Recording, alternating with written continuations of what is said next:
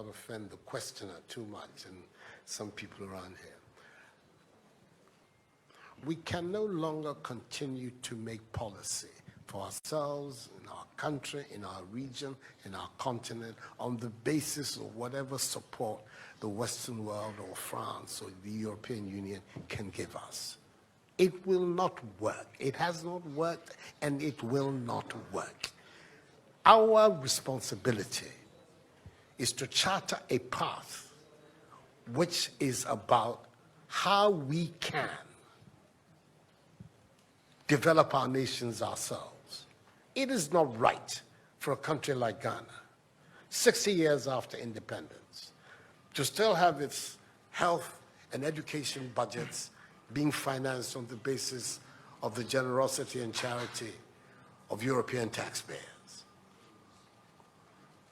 By now, we should be able to finance our basic needs ourselves.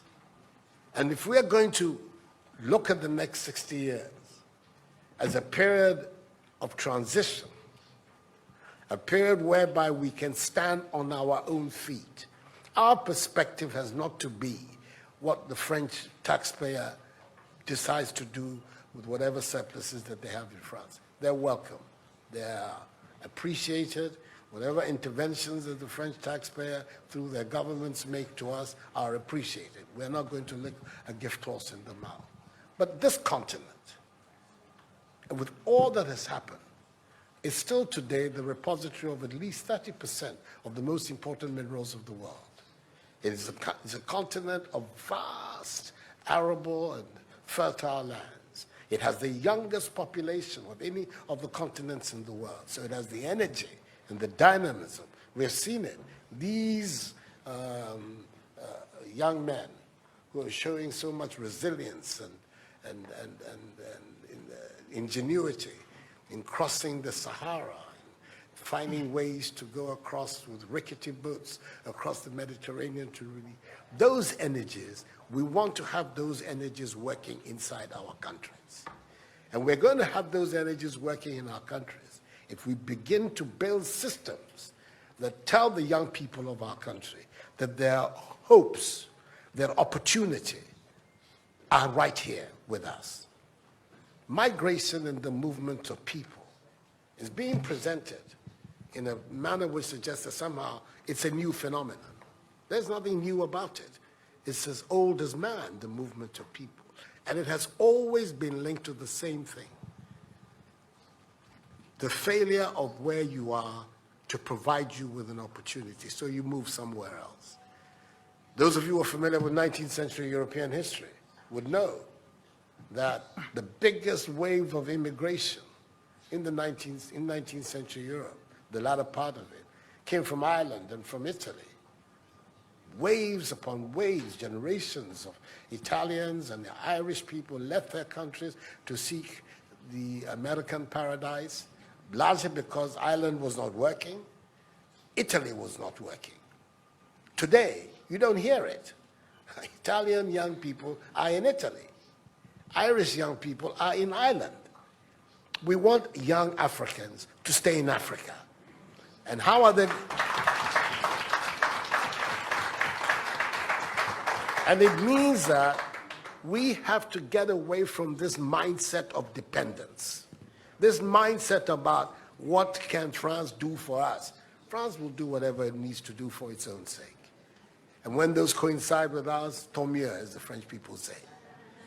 But our main responsibility as leaders, as citizens, is what we need to do to grow our own countries. What are the institutions that work that will allow us to have good governance, to have accountable governance, to make sure that the monies that are placed at the disposal of leaders are used for the interests of the state and not for those of the leaders.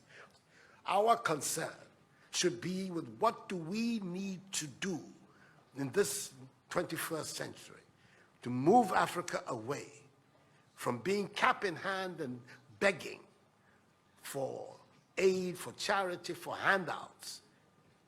The African continent, when you look at its resources, should be giving monies to other places.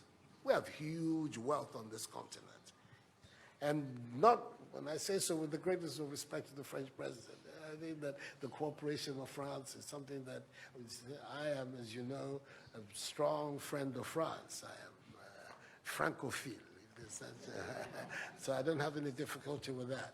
But I'm talking about our own propulsion, what we need to do to get our countries to work so that we can create the conditions that would allow our young people to forego this hazardous effort to get to Europe. They're not going there because they want to. They're going there because they don't believe they have any opportunities in our countries. So that should be our focus. And I believe that with that if we change that mindset of dependence, that mindset which is contingent on aid and charity, we would see that in the decades ahead of us, the full flowering of the African peoples would take place. And that new African personality that was talked about at the time of our independence will become real and imminent in our times. That's what I'm saying. I hope that I'm not upsetting the questioner or even some of my friends who are here.